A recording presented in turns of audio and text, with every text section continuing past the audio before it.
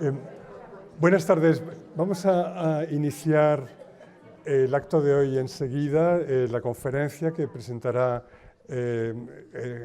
enseguida Joaquín Álvarez Barrientos, pero le robo ni medio minuto simplemente como para abrir una ventana publicitaria, y es de cara a la conferencia que nos reunirá mañana aquí en este mismo auditorio a las 7, no a las 6:30, como son habituales las conferencias, sino a las 7. Es la conferencia Pérez Llorca, que se imparte una vez al año, y en este caso intervendrá José Sánchez Sinisterra, el dramaturgo, con una conferencia sobre la poética de los sueños. Están gradamente invitados a participar en la velada de mañana. Y sin más, tiene la palabra Joaquín Álvarez Barrientos. Gracias, Javier. Buenas tardes. Pues estamos ya en la última de las últimas charlas, de las 4 charlas sobre las ruinas, y por supuesto les quiero agradecer que hayan venido estas 4 tardes a pensar sobre las ruinas, que en el fondo era pensar sobre nosotros mismos, sobre nosotros como individuos, pero también sobre nosotros como sociedad.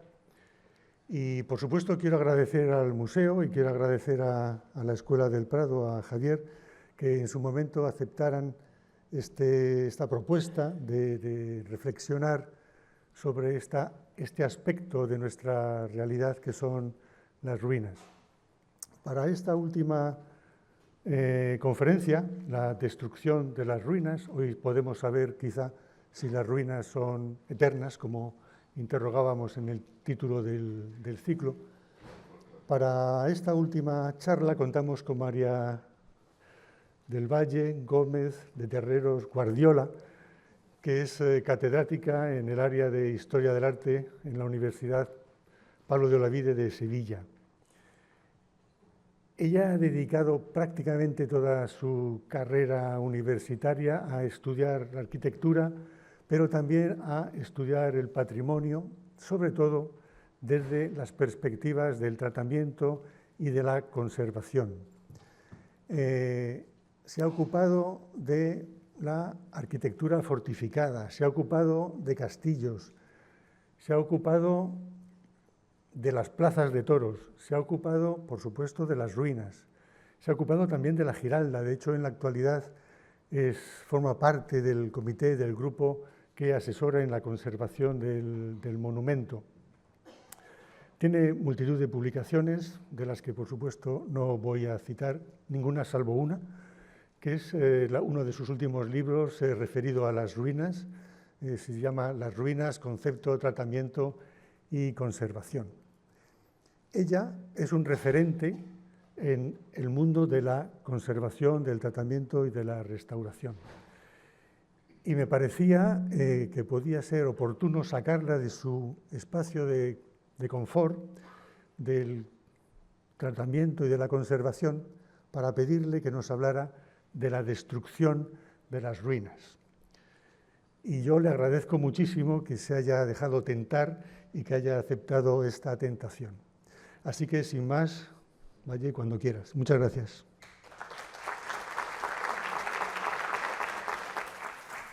Muchas gracias, buenas tardes.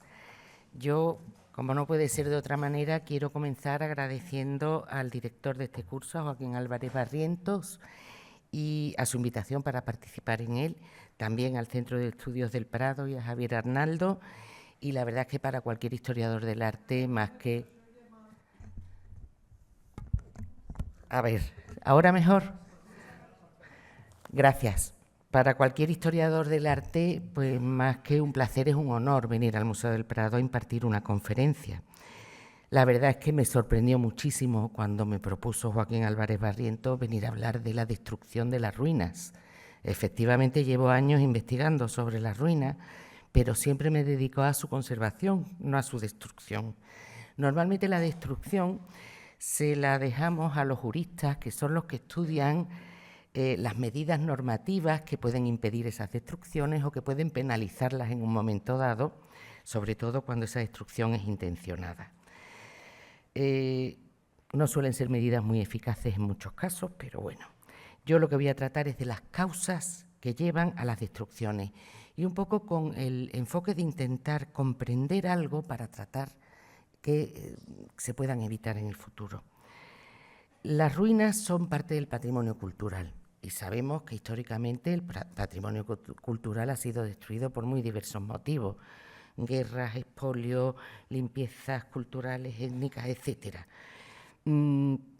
Pero las ruinas dentro de ese patrimonio cultural es un tipo de patrimonio que podríamos considerar especial.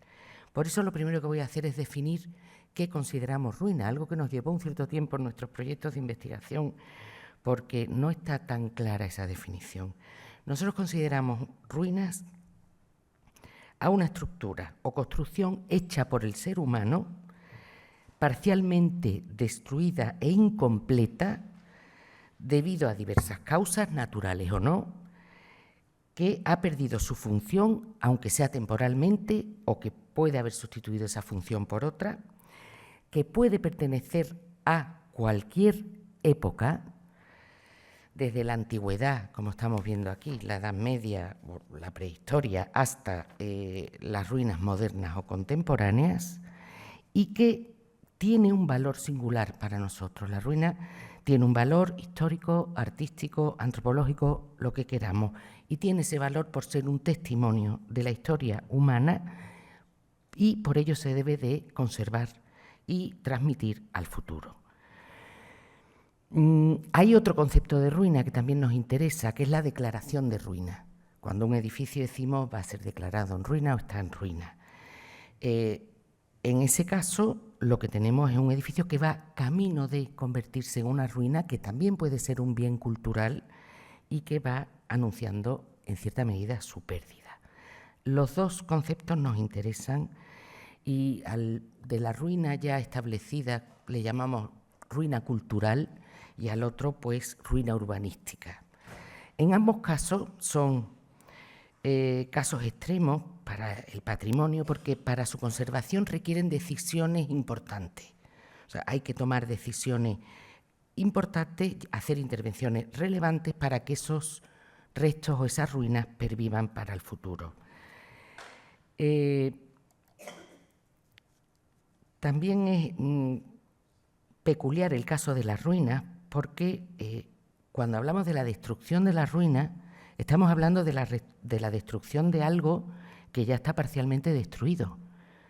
Partimos de algo parcialmente destruido que generalmente no tiene su funcionalidad original ni su uso y que ha podido adquirir otro uso. Hoy, fundamentalmente, el patrimonial, véase turístico.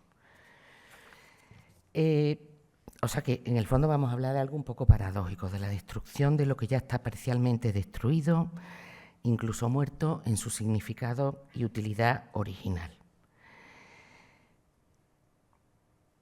Cuando estudiamos las ruinas de cara a su conservación, hicimos una clasificación de ruinas atendiendo a diversas cuestiones: su antigüedad, su relevancia, el reconocimiento social, la ubicación, etc. ¿Por qué?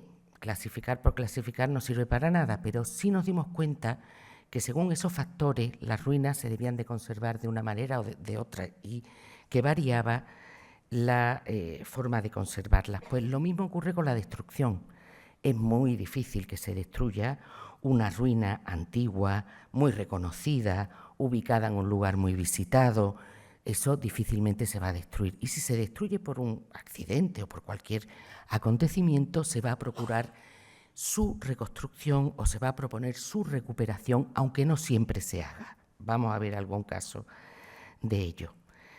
A la hora de destruir el patrimonio, también nos encontramos que distintos fenómenos afectan más a un tipo de patrimonio que a otro. Por ejemplo, las guerras afectan mucho más al patrimonio urbano, a edificios históricos, culturales, religiosos que se encuentran en los centros urbanos.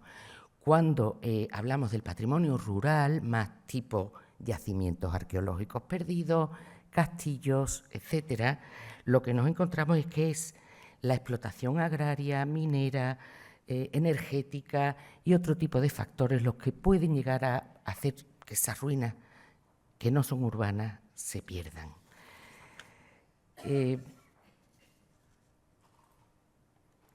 Esto lo veríamos en el caso de la Segunda Guerra Mundial, pero también lo podríamos ver en el caso del Teatro Romano de Mérida, que es lo que están viendo aquí, arado, ¿no? Con la parte central arada. Otra cuestión interesante es que hay distintos tipos de destrucciones. Tenemos un investigador, Ali Mozaffari, que habla de soft y hard destruction. Destrucción suave, blanda, destrucción fuerte, rotunda. Una sería pues la destrucción que puede ser por mala gestión, mala restauración, abandono, la que ocurre lentamente.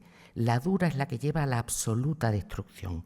Sería el caso de los Budas de Bamiyan, por ejemplo, frente a ruinas abandonadas. Yo voy a tratar de la actualidad, lo advierto. En estos días pasados les han hablado mucho de ruinas del pasado. Yo voy a hablar de las ruinas en las últimas décadas, de la destrucción de ruinas en las últimas décadas, todo lo más del siglo XX, algún caso excepcional, algo anterior, pero me voy a centrar sobre todo en la actualidad. Entre otras cosas porque no tenemos mucho tiempo y eso sí me voy a mover por muy diversas partes del mundo.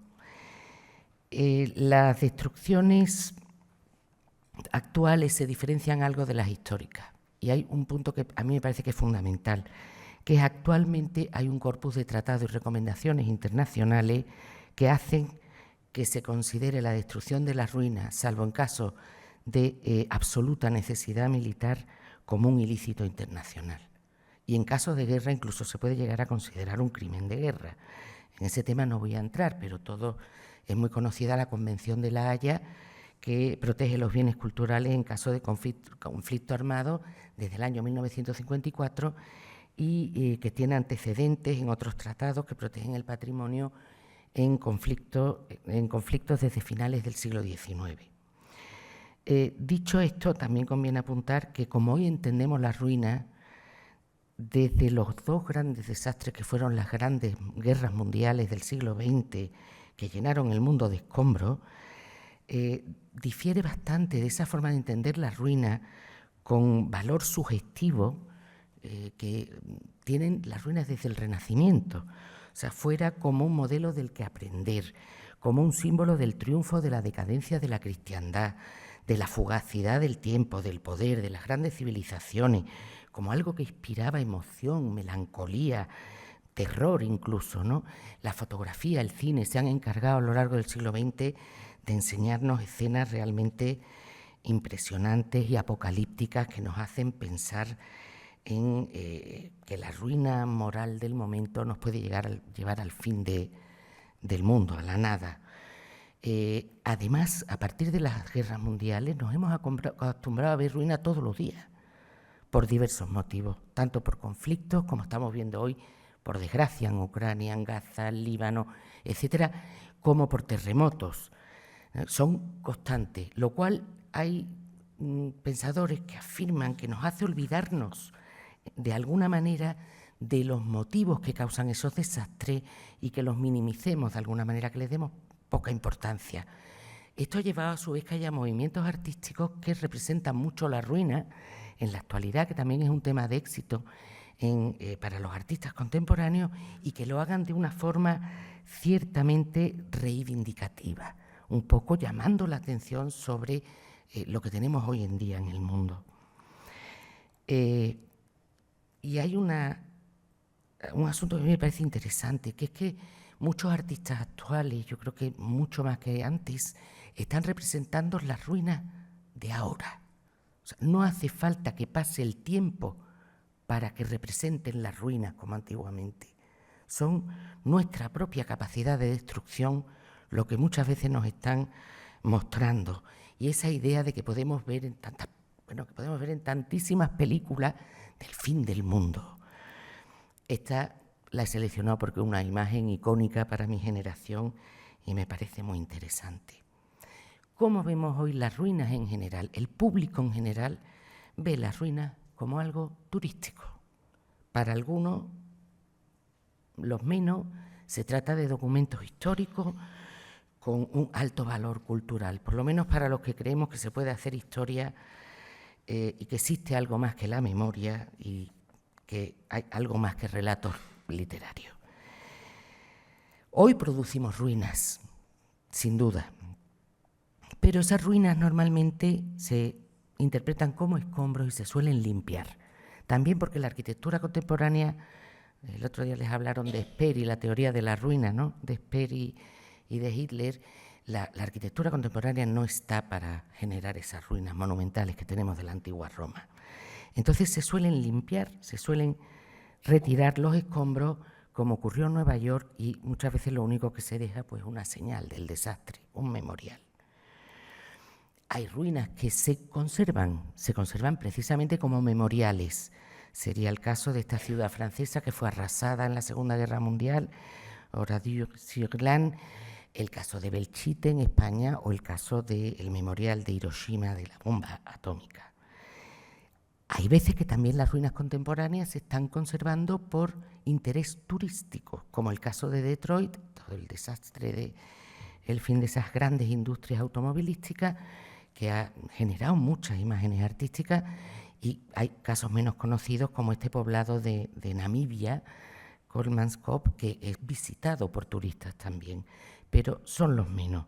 Normalmente las ruinas contemporáneas todo lo más se transforman y se rehabilitan. Bueno, con esto, hecha esta introducción sobre un poco cómo vemos las ruinas hoy, voy a pasar a analizar las causas. A partir de aquí voy a dividir la charla en dos apartados principales que van a ser la destrucción de las ruinas por causas naturales, que la voy a dividir a su vez en causas naturales que son más rápidas, más accidentales, más repentinas, imprevisibles, de algún modo, y las causas que van a más largo plazo, que podrían ser pues paliables de alguna manera, ¿no? Se podrían remediar o podríamos tomar medidas para que no llegáramos a una destrucción total.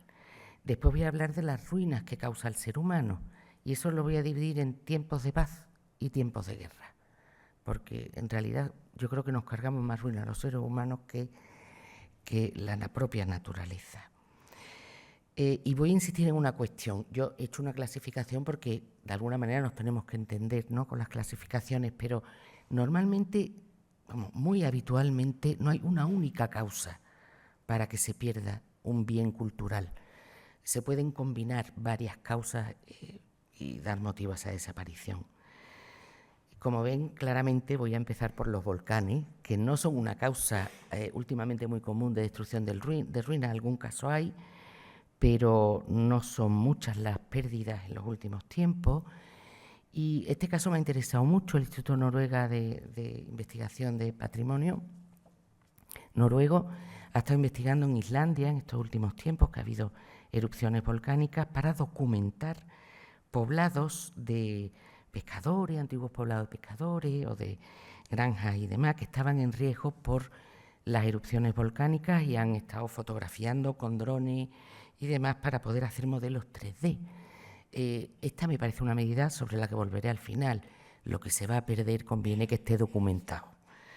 La idea de la documentación es muy importante. Otra causa natural son los terremotos. Y aquí me he encontrado con una paradoja, que es verdad que muchos terremotos han destruido a lo largo de la historia muchos bienes y muchas ruinas, y ahora lo que se está planteando desde hace algunos años por algunos expertos es quizás dejar los monumentos tal y como están, dañados, crear como una especie de parque arqueosismológico donde se pueda estudiar los efectos de los terremotos en las construcciones y las propias construcciones, sobre todo en la zona de Turquía y todo eso, que hay muy buenos yacimientos arqueológicos y es una zona sísmica importante. Lo que se plantea con esto, en casos como Hierápolis, aquí tenemos el Eusa Sebasti, lo que se plantea es que quizá esto no sea tan turístico como el restaurar las ruinas, ¿no? Y eso también hace que se sigan restaurando y no se dejen como están. Y en el caso de los terremotos es muy importante Bagan, Myanmar, antigua Birmania. En este lugar hay como unos 100 kilómetros cuadrados llenos de, con más de 3.000 edificios, elementos budistas, templos, estupas, monasterios. Es un lugar que todavía, a pesar de estar parcialmente en ruinas, conserva significación religiosa y bueno, es fruto de un imperio que florece entre los siglos XI y XIII. A partir del XIV empieza a entrar en decadencia por falta de mantenimiento y demás. Y bueno, ahí está, un conjunto impresionante.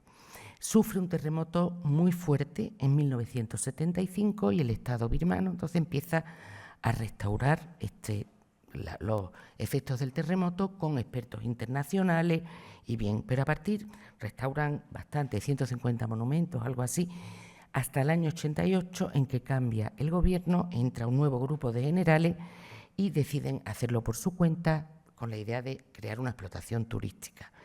Y a partir de ahí se han levantado cientos de nuevos templos a raíz de ese terremoto en los años 90 y 2000 sin ningún tipo de rigor científico. Sería otra forma de destrucción. Las cifras que dan los expertos, aquí tenemos una imagen de reparaciones del año 76, después de ese primer terremoto, y aquí algún ejemplo que da este autor, Bob Hudson, de cómo era el antes y el después de una estupa reconstruida y cómo señala con esas flechas a partir de qué nivel se está reconstruyendo el templo.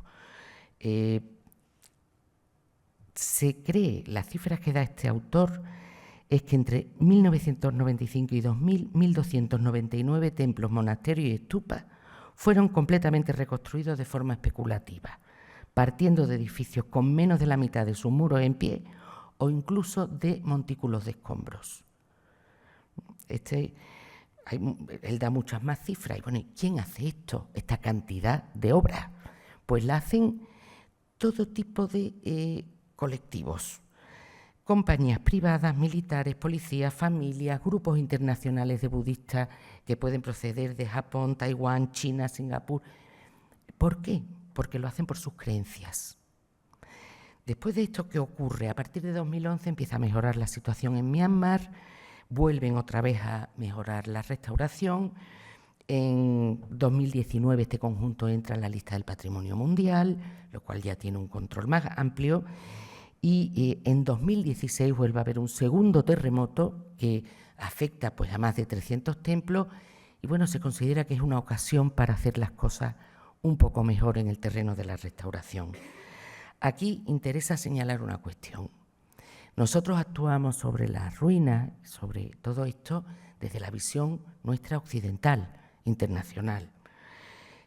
Aquí son muchos budistas los que ayudan a restaurar o a reconstruir, supuestamente sin gran rigor, estos templos porque conseguían méritos que les beneficiaba su karma, por creencias.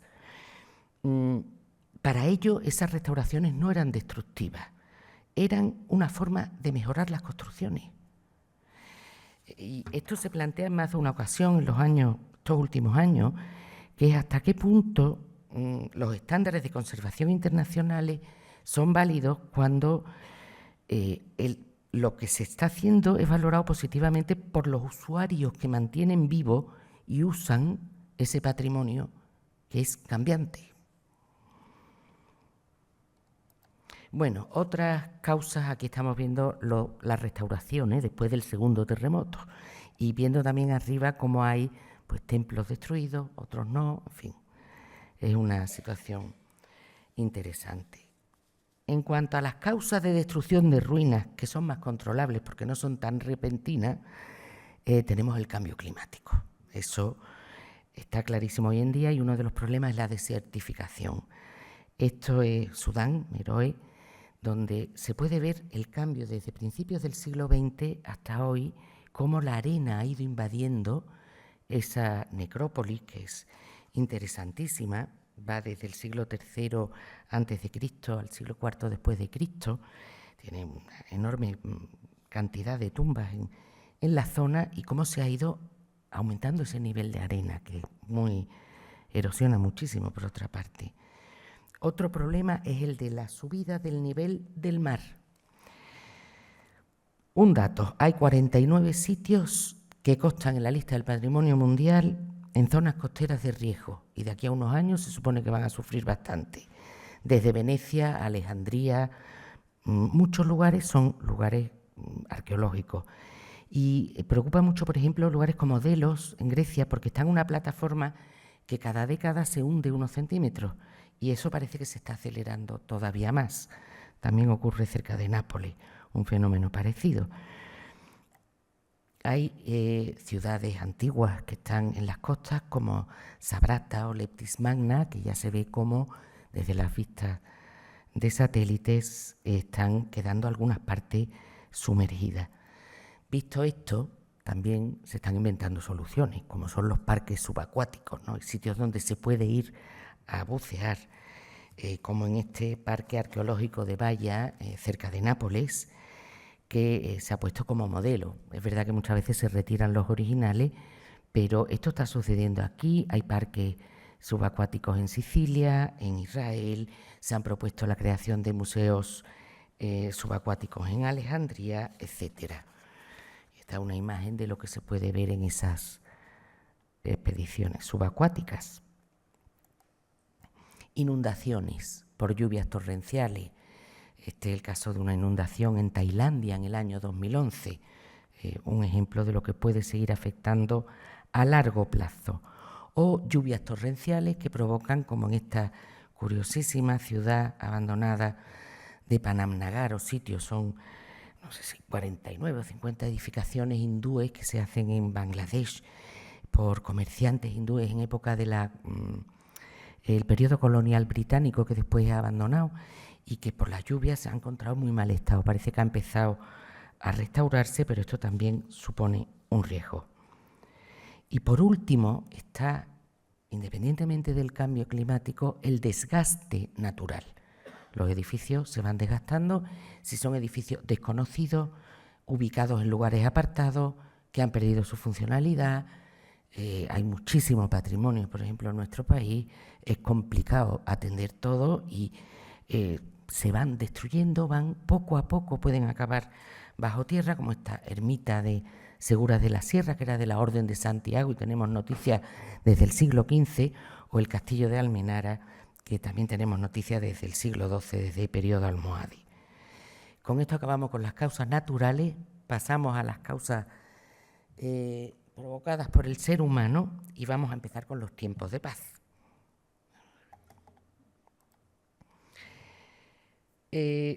Los tiempos de paz a mí me ha sorprendido mucho, estudiando para esta conferencia, que los juristas los ven más complejos que los tiempos de guerra, porque se ha desarrollado más normativa o tratados, etcétera, que afectan a los conflictos, a las guerras.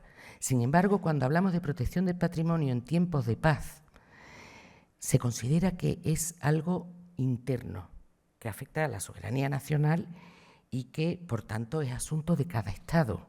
Entonces, es más compleja la intervención internacional en esos casos.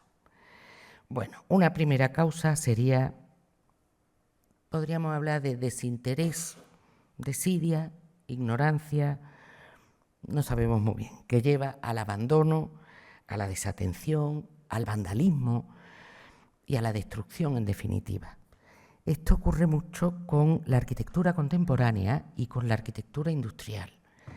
Este es un caso que tenemos ahora mismo en Sevilla, un mercado que es una de las obras racionalistas modernas más antiguas de España. Fue proyectado este mercado de la Puerta de la Carne en el año 1926 por dos arquitectos de Sevilla, Lupián Egel y Aurelio Gómez Millán, y lleva 25 años cerrado. Se han hecho todos los estudios de un monumento, o sea, estudios estructurales, se ha excavado, se ha encontrado dentro, lo que están viendo ahí son los restos del antiguo matadero de la ciudad, que se hace a fines del siglo XV, en época de los Reyes Católicos, y ahí está. Mi sorpresa es cuando este verano veo en el ABC de Sevilla un artículo donde se dice que su mejor destino sería la venta o la desaparición, y bueno, también está el otro lado, otro periodista, Luis Sánchez Molini, que dice que hay que darle solución a este tema. O sea, esto es con un edificio que actualmente está inscrito en el Catálogo General del Patrimonio Histórico Andaluz como un bien genérico. Esto pasa con edificios contemporáneos, pero también pasa con este tipo de edificios en otras épocas, hechos en otras épocas. Este es el bastimento del Maestre de la Orden de Santiago, que está en Guadalcanal, una población de la provincia de Sevilla que linda con Extremadura. Y esto es un edificio fechado en el siglo XIV, estudiado hace varios años, que está en una población que es conjunto histórico y que el profesor Rafael Gómez, que es un medievalista, lo ha calificado como una construcción única dentro de la arquitectura civil medieval andaluza. Pues lo vimos así en el año 2010 cuando fuimos a estudiarlo y hace unos días hablé con Ignacio Gómez Galván, que me ha facilitado esa imagen, un historiador de Guadalcanal, que sigue igual, solo que el ayuntamiento, para que no se siga estropeando el edificio, le ha puesto una cubierta temporal para evitar la ruina y empezar a tomar medidas al respecto. Un edificio que se almacenaba el grano y el vino desde la época medieval, que está ahí, y es extrañísimo que se encuentre un edificio de esas características hoy en día. Aparte de esto, otra causa podría ser el rechazo que las poblaciones sienten hacia ciertas partes de su propio patrimonio, ¿no? Es la idea de un poco borrar parte de nuestra propia historia y quizá hechos que hace un tiempo se consideraban gloriosos, pues al cabo del tiempo se consideran un desastre. Y me ha interesado mucho el caso de Libia. Libia resulta que durante todo el gobierno de Muammar el-Gaddafi no veía con buenos ojos, digamos, los restos romanos y las ruinas preislámicas, porque de alguna manera eran para él símbolo de la dominación colonial europea, en su caso italiana, en tierras de África. Y entonces no es que no las destruye, pero sí que les presta poca atención, sufren cierto abandono, cierta inseguridad, poco estudio, ¿no? Y así tampoco extraña que en 2011 saliera la noticia de que estaba Leptis Magna en peligro porque había montado un arsenal en las ruinas de esta antigua ciudad, con unas ruinas romanas impresionantes. ¿Qué ocurre? Que cuando se acaba con Gaddafi, la revolución y tal, la comunidad internacional, académica, esperaban que hubiera un cambio con respecto a esto, que se tomaran más interés, pero es verdad que ha calado ese desinterés después de tantísimos años por este pasado en el país. Y entonces se han encontrado que en ciudades como en Cirene han aumentado las excavaciones ilegales, se sacan obras de arte al mercado ilícito, se ha destruido en 2013 parte de una necrópolis muy antigua de la ciudad. En el año 2014-15 se han construido casas en una zona que era la zona de amortiguamiento de la declarada por la lista del Patrimonio Mundial, etcétera. ¿Y qué pasa? Pues que no tienen poder los que están verdaderamente interesados en esto, como los departamentos de antigüedades de las diferentes partes que están gobernando en Libia, para contener esos desastres. No tienen medio de decirle a las familias que están reclamando esas tierras, de compensarles de alguna manera para que no construyan en esas zonas. Resultado, los sitios de la lista del Patrimonio Mundial de Libia están en la lista del Patrimonio en Peligro, incluidos Leptis Magna, Sabrata y Cirene. Saltamos a otro periodo y a otras ruinas, las de los congresos de Nuremberg en la Alemania nazi. Hace unos años estaban abandonados estos edificios y cuando he ido a buscar información sobre ellos, lo que me he encontrado es que desde el año 2019 se ha propuesto su conservación y restauración, un poco en el sentido de memoriales que de alguna manera concilien a la población alemana con su propia historia y que no se olvide lo que no se debe olvidar. pero es el caso contrario de algo que ha sido rechazado y que ahora se ha decidido que se mantenga como ejemplo. El rechazo de estos edificios contemporáneos, bueno, lo entendemos muy fácilmente. Quizás nos cueste más entender el de la arquitectura militar histórica, pero siempre ha existido un cierto rechazo hacia los cuarteles, los fortines. Se han dejado en España perder muchos de ellos, ¿no? Contemporáneos, pues por las connotaciones de la guerra, etcétera. Pero también ha habido un gran rechazo por los castillos.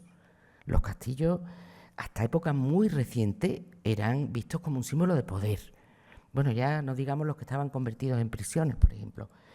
Y un dato simplemente, en el año 21, en la revista de Morón de la Frontera, de donde es este castillo, decía un autor: mientras haya una piedra en las murallas del castillo, el pueblo caminará por las tierras que dice le pertenecen, y la fortaleza será el objetivo que excite su ira y haga revivir sus sentimientos de cólera y rebeldía. Esto es de principios del siglo XX. Y todavía en el año 2010 me encontré esa pintada dentro de la torre del homenaje del castillo, que había tenido una muy interesante restauración en los años previos. O sea que otra vez había vuelto un poco a su destrucción. Y ya casos todavía más extremos, el del castillo de Benavente, que bueno, se abandona históricamente en el siglo XVII y XVIII, se vende en 1898 y a partir de ahí se le vende al señor que tiene la empresa que lleva el agua a la localidad.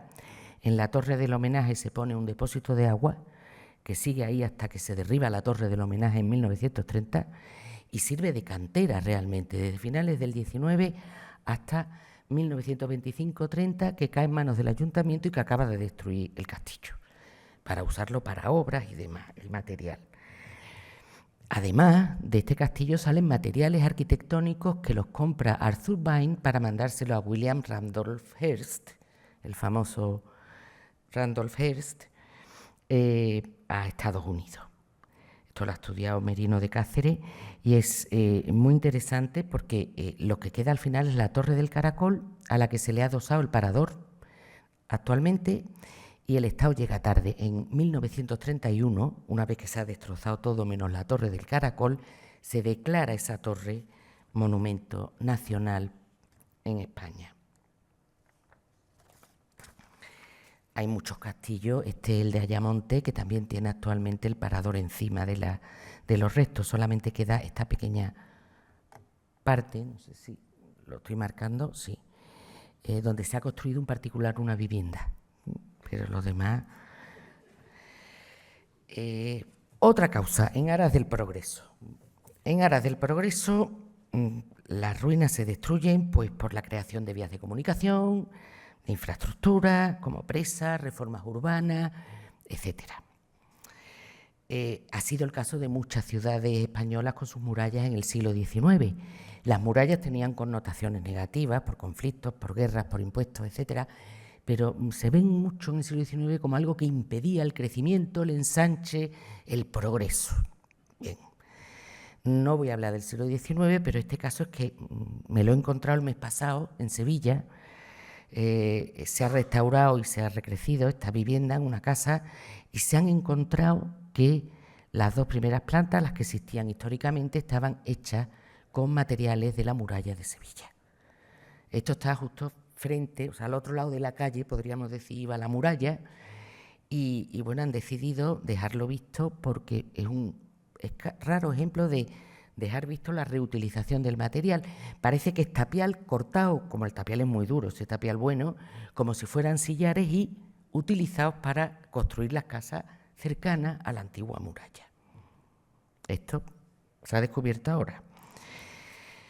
Otro caso que me apuntó Joaquín Álvarez Barrientos es el de estos baños árabes de Murcia, que se destruyen para abrir la Gran Vía de la ciudad en el año 1953. Y este caso también es llamativo porque estaba declarado monumento histórico por un decreto del año 31, pero se considera que, bueno, que está en muy mal estado, que va a costar mucho restaurar, en fin, hay una serie ahí de discusiones Y a pesar de que interviene la Academia de la Historia, la Academia de San Fernando, la Dirección General, informes de personajes como Angulo Íñiguez, Torres Balbás, Gómez Moreno, o sea, se acaban tirando, ¿no? Y se han quedado por lo menos documentados, pero era el único resto islámico de la ciudad.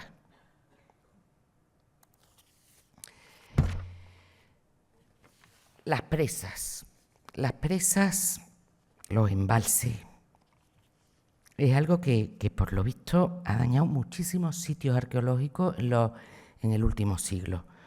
Desde finales del siglo XIX hasta nuestros días es una de las causas más extendidas de daños al patrimonio cultural.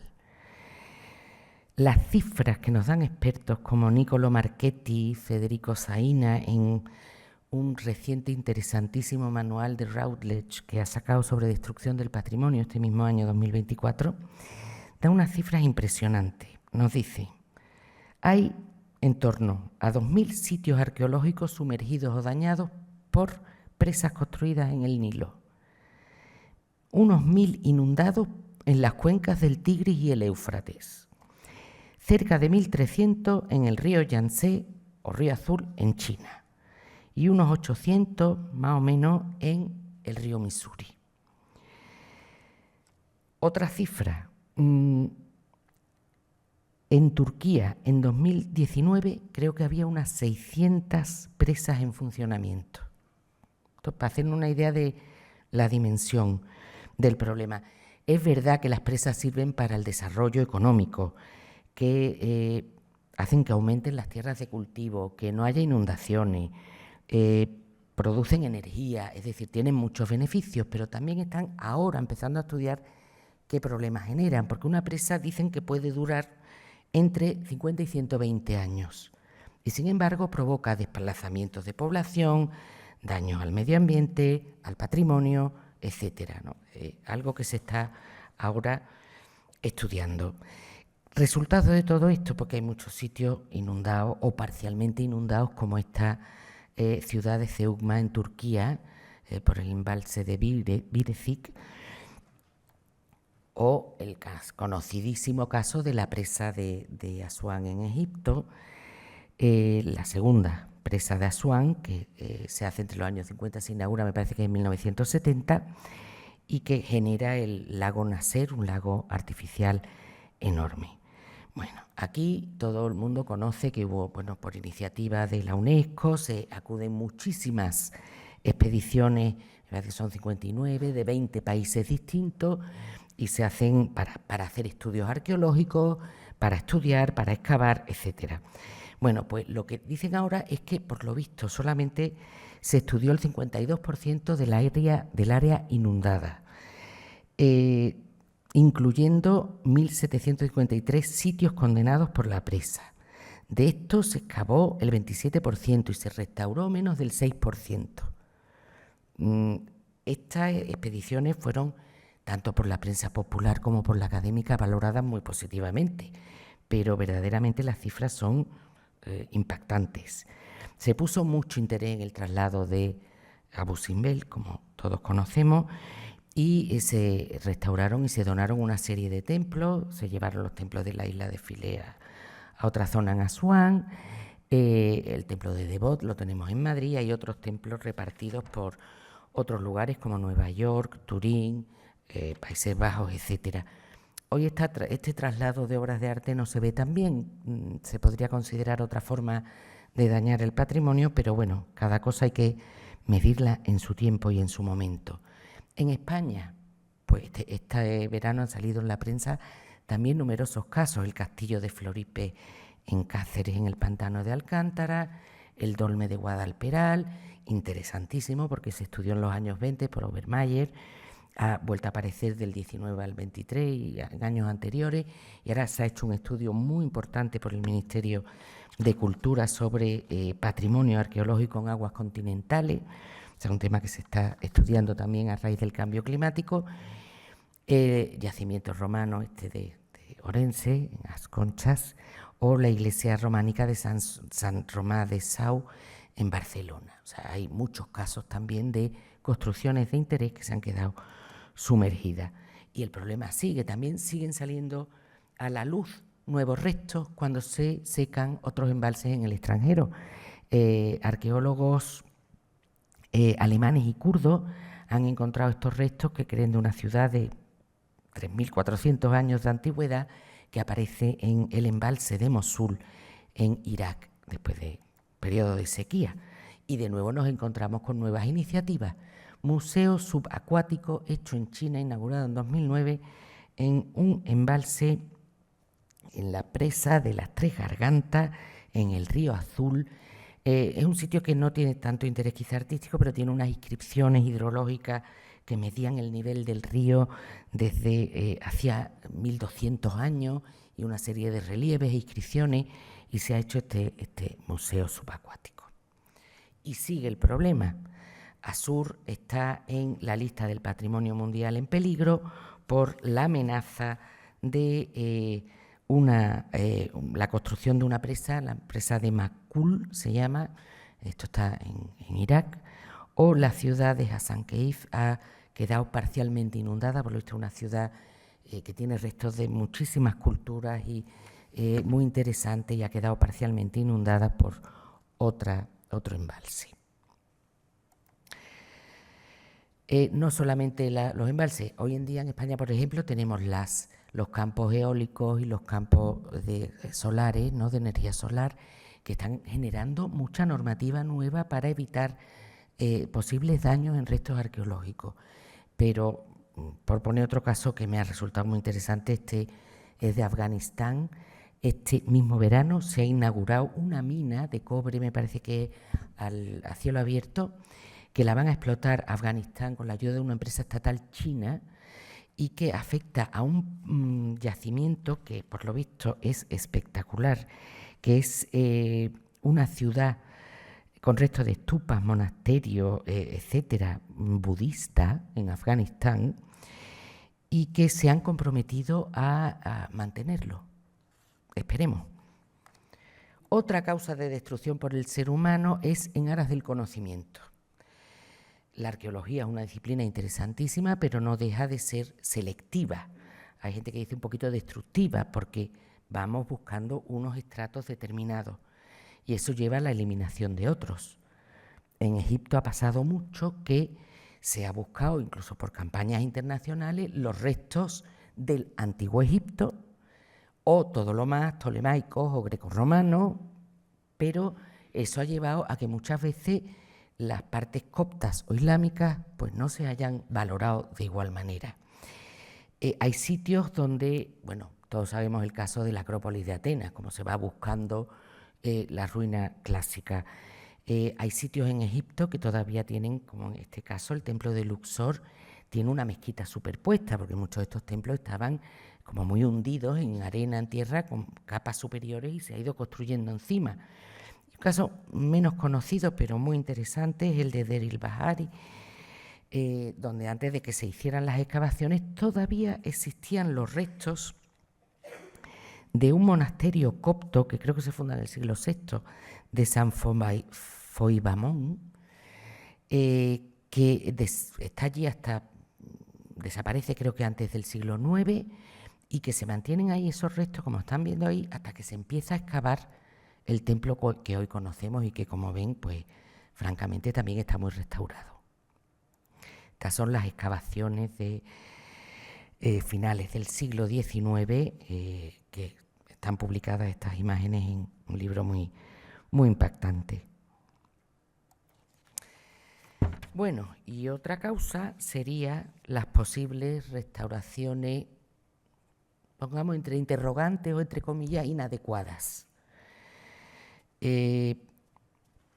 Aquí están viendo cómo era la biblioteca de Celso en Éfeso, en Turquía, y cómo es a partir de los años 70 del siglo XX. Seamos claros, a los turistas no les gusta ver, como decía la semana pasada Susana Mora Rudere, sino les gusta ver las ruinas un poco con la idea de cómo eran en su tiempo. No les gusta ver escombros, sino que les gusta ver algo. Y eso ha llevado a muchas restauraciones. En algunos casos, incluso se está hablando de que hay algunas restauraciones mal hechas, se habla mucho de, bueno, que no siempre es malo, pero bueno, de restauraciones hechas con hormigón que están dañando antiguas ruinas y que si no ponemos remedio estamos tolerando de alguna manera la destrucción de las ruinas. Casos de ruinas excesivamente restauradas, estas las estudia Molina Montes en un libro publicado por el Getty Institute en Santa Mónica, son las pirámides mexicanas. En algunos casos apunta cómo no había indicios de algunos elementos que ahí vemos, como escaleras y demás, y se han restaurado excesivamente. Perdemos monumentos de alguna, no lo sé, para estudiarlo en años venideros con mayor rigor o con nuevos métodos que pueden aparecer. Este es otro caso de otra pirámide, la pirámide del Adivino, también en México, y creo que con las imágenes es suficiente para ver lo que se ha hecho. Y hay casos más antiguos, los casos del Museo de Pérgamo, de Berlín, que se desmontan los monumentos o se recogen los restos que se encuentran en los lugares de origen. Esto era otros tiempos, eso hay que decirlo claro. Y no es que no existieran los basamentos o los lugares ahí estaban. Y hoy tenemos muy buenas imágenes para verlo, pero se desmontan y se llevan a otro sitio. Esto lo he estudiado en un libro magnífico de Oxford University Press, Bilsel, un académico americano, y la Puerta de Istar impresiona ver los más de 300.000 fragmentos que se llevan a Berlín y que se recomponen como si fuera un puzzle, es decir, ninguno de esos elementos que estamos viendo ahí es exactamente el original, sino que son recomposiciones de ruinas.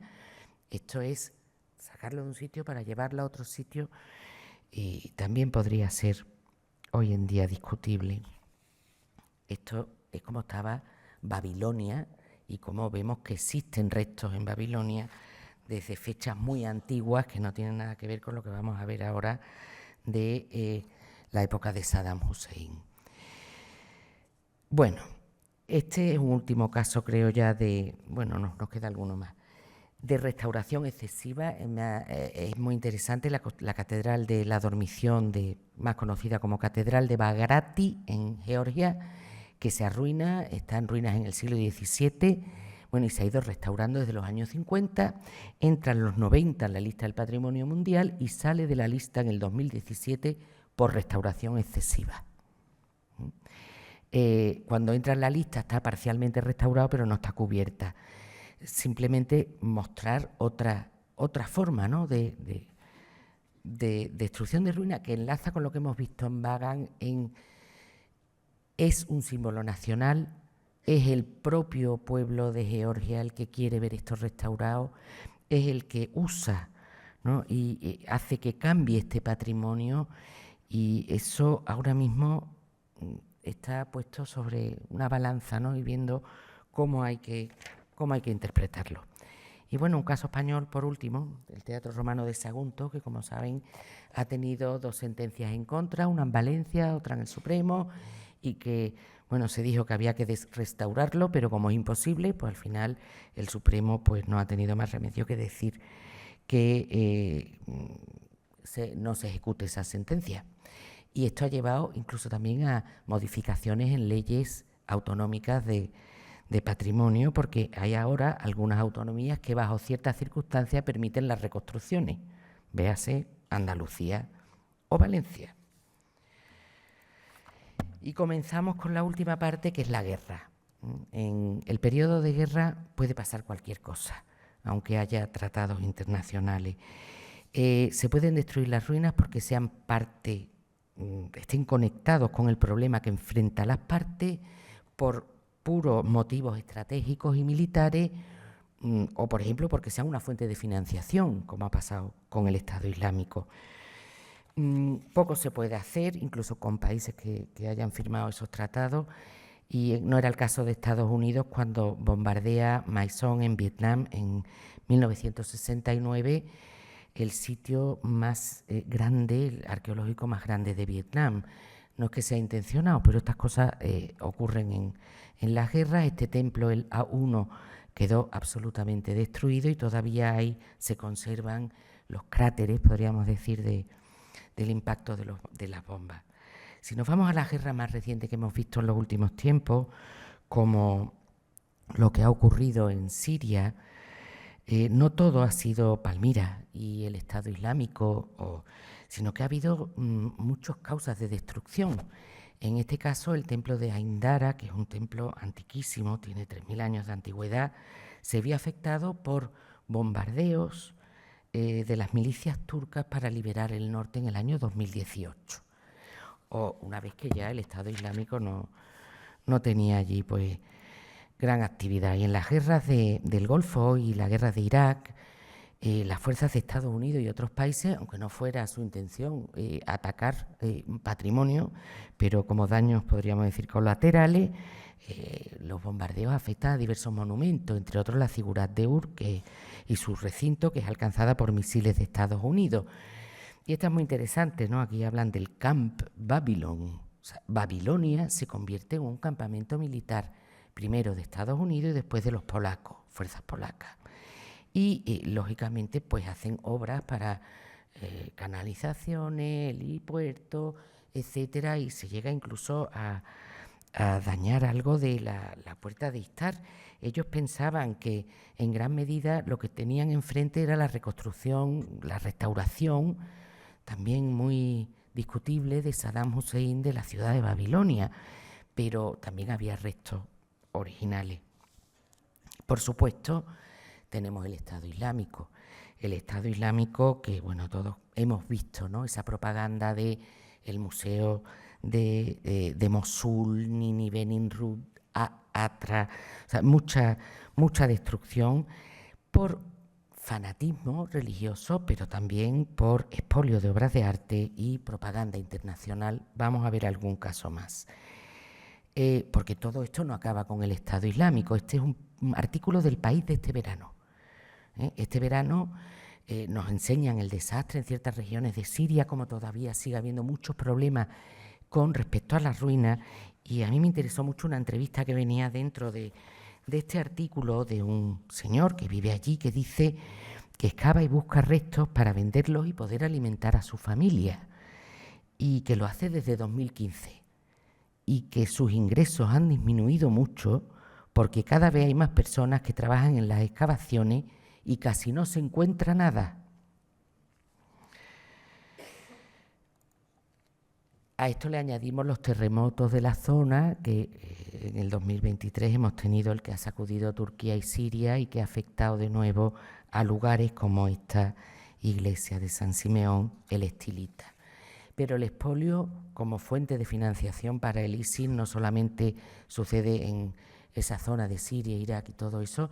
Es verdad que el ISIS expolia mucho, es más, autoriza los expolios para llevarse un tanto por ciento de los beneficios, y ha sido su segunda fuente de financiación más importante después del petróleo, pero el expolio afecta a otros muchos lugares del mundo. Sabemos que el expolio es, detrás de la droga o el negocio ilícito de armas, uno de los principales, el negocio ilícito de arte del mundo. Y un sitio que ha sufrido muchísimo expolio ha sido Camboya. Camboya pasa desde los 70 a los 90 por unos periodos muy conflictivos de guerra, el periodo del Khmer Rojo, que además desprecia los monumentos y la religión budista. Y bueno, hay unas cifras de expolio en Camboya que son impresionantes. Hace 20 años hay autores como Angela Chiu y otros que nos dicen que un 98% de los templos históricos del arte Khmer, que es muy demandado a nivel internacional, han sido destruidos parcial o completamente, y que se saqueaba un templo al día. En esto la demanda internacional tiene muchísima responsabilidad también, porque muchas de estas piezas han ido a parar, además de a colecciones privadas, a casas de subasta o a grandes museos, a veces que donadas sin que se supiera de dónde era la procedencia, pero el resultado es impresionante. Incluso con motosierras se arrancaban los relieves, las esculturas, y se buscaba incluso oro debajo de los templos. Este es uno que está en la frontera con Tailandia, que ha sido posteriormente restaurado, pero hay restos impresionantes que están muy destrozados. En este caso, por ejemplo, en el de este templo se han conseguido rescatar relieves de vuelta y se ha trabajado mucho en los últimos años para la devolución de obras de arte. Pero claro, las noticias que nos están llegando son, se devuelven 7. Al lado de estas destrucciones, pues me parece que quizás sean pocas, ¿no? No sabemos dónde ha ido a parar todo esto. Por tanto, no solamente, y aquí, ¿quién hace el expolio? Bueno, se sospecha que desde los soldados, funcionarios corruptos, hasta los propios aldeanos que viven en pobreza y que sobreviven con esto, ¿no? Esto afecta a Camboya, ha afectado a Siria, ha afectado a Irak, pero podríamos hablar de América Latina, podríamos hablar de China, en fin, es un problema a nivel internacional. Limpieza cultural, étnica o religiosa, no siempre se hace en periodos de guerra, pero lo hemos visto mucho últimamente en guerras. He traído este caso porque es paradigmático en cuanto a la destrucción intencional de obras de arte y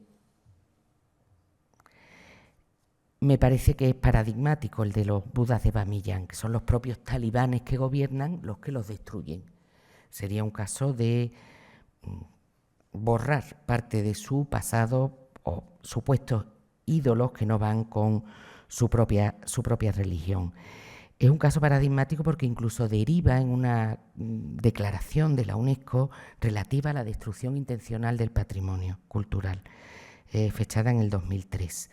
Pero más que estos casos me ha interesado este de la zona del Cáucaso, que quizá es una zona que se ha divulgado menos conocida. En el Cáucaso hay un problema muy grande entre Azerbaiyán y Armenia. Unos son católicos, otros son musulmanes, y es una zona en la que ha habido un gran conflicto centrado en torno a la zona, por resumir, de Nagorno-Karabaj. Una zona de población mayoritariamente armenia, pero que se queda en Azerbaiyán. Entonces hay una lucha constante entre los dos países porque en este caso el patrimonio se asocia a la religión, a la etnia, al territorio y al nacionalismo, a todo. Eliminar el patrimonio es eliminar la posible posesión de esos territorios por el otro. Y se acusan unos a otros de lo mismo. Se ha destruido muchísimo por muy diversas causas, por abandono, por saqueo, incluso por querer cambiar el origen de los monumentos, considerarlos de otras culturas, pero según los expertos parece que las destrucciones hechas por Azerbaiyán son más organizadas que las de los armenios, que son más quizás por abandono. Este es un ejemplo, el cementerio de Julfa, en Najicheván, en Azerbaiyán, es un cementerio armenio, abandonado desde el siglo XVII. En origen creo que tenía unas 10.000 losas de estas cruces talladas en piedra con relieve que datan desde el siglo IX hasta el siglo XVII, que son una fuente de conocimiento de la cultura armenia medieval y que quedaban en los años 90 como 2.000 piezas, unas en pie, otras tumbadas, pero quedaban. Y esto ha sido destruido completamente en el año 2005 por estos personajes vestidos de militares que los ve desde el otro lado de la frontera, desde Irán, un obispo armenio. Y está grabado. Y tiran los restos al río Arán, que está en la frontera entre Irán y Azerbaiyán. Hay páginas en internet que intentan un poco como recuperar esto y ha habido muchas críticas porque frente a lo que ha pasado con los budas de Bamiyan o lo que ha pasado con Palmira, a esto se le ha dado muy poca propaganda, ¿no? Y es un atentado contra las ruinas importantísimo. Y vamos a acabar con Palmira. Palmira es un caso muy complejo de propaganda desafiante, así lo hemos interpretado, contra Occidente, contra la cultura, contra muchas cosas. Pero podría ser también el caso de los budas de Bamiyan, pero Palmira tiene lecturas más divergentes, complejas. Hay algunos estudiosos que lo están analizando de otra manera. Es evidente que aquí hay un ataque contra unas esculturas, unos elementos que consideran que no van con sus creencias religiosa. Pero también se ha hablado, un autor que se llama Jones analiza la significación de Palmira para los propios países islámicos. Palmira es conocido por Zenobia. Zenobia se rebela contra Roma y durante muy poco tiempo consigue tener un imperio, que Teodosio acaba con él, Aureliano acaba con ese imperio que crea Zenobia, pero que consigue unir desde el sur de Anatolia hasta Egipto. Y ahí se genera un símbolo para los países que tienen al Partido Baath árabe socialista en el poder, y por ejemplo, para los al-Assad, tanto para Hafez como para Bashar al-Assad, es un símbolo unido al nacionalismo actual de esos países. Entonces, este autor explica que los vídeos que se hacen de Palmira están en árabe y que hasta qué punto son hechos para los propios países islámicos, también un poco como que no están de acuerdo con esos gobiernos no religiosos, socialistas de otro tipo, que no van de acuerdo con la ideología del Estado Islámico. También menciona otra cuestión: hasta qué punto el propio gobierno sirio se erige como defensor de Palmira frente a Occidente, y cómo con todas estas visiones se pueden ocultar otros hechos como causas de muertes de civiles, etcétera, etcétera, un conflicto tan complejo como el de esta zona del mundo. En cualquier caso, sirvió de propaganda, y yo creo que lo usaron muy bien como propaganda a nivel mundial, para unos fines o para otros, y una vez que se dan cuenta que esto sale en todo el mundo, evidentemente lo usan como propaganda. Con esto voy a terminar porque ya voy un poquito mal de tiempo, y simplemente voy a hacer unas conclusiones muy rápidas. Es mucho más fácil destruir ruinas que destruir algo que esté en uso. Eso está claro. El público en general va a apreciar menos algo que ya está parcialmente destruido, que tiene poco uso, y sobre todo algo a lo que le da un valor fundamentalmente, insisto, turístico. Para otros, los menos, tiene un valor histórico, documental y cultural. Hay algunas voces que defienden incluso que tenemos mucho patrimonio y que no vamos a poder evitar esa destrucción, y que tenemos que, de alguna manera, considerar que a veces va a ser hasta oportuna, o que incluso de esa destrucción pueden aparecer nuevas ideas para construir el futuro. Sin embargo, hay otras voces, como las del arqueólogo Paolo Mattie, italiano, que dice: nuestro tiempo también decreta la condena de las ruinas por consumo imprevisto, por exceso de uso, por sustitución por copias, por aniquilación radical. La progresiva y quizás fatal pérdida de las ruinas será, entre las mil contradicciones de nuestro tiempo, para la humanidad futura, reducción de la memoria en su dimensión histórica. La cancelación, estoy saltando un trocito, la cancelación de un valor de autenticidad que tendrá una dimensión dramática para las generaciones futuras.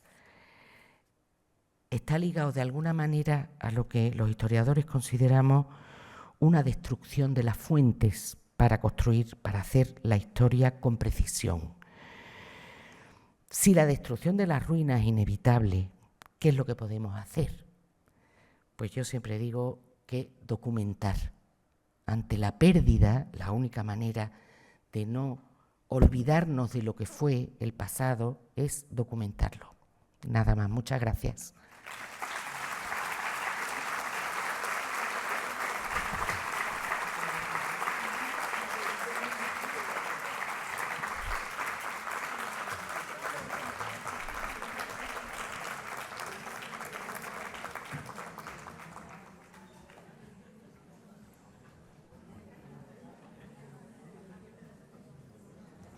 ¿Se ha oído?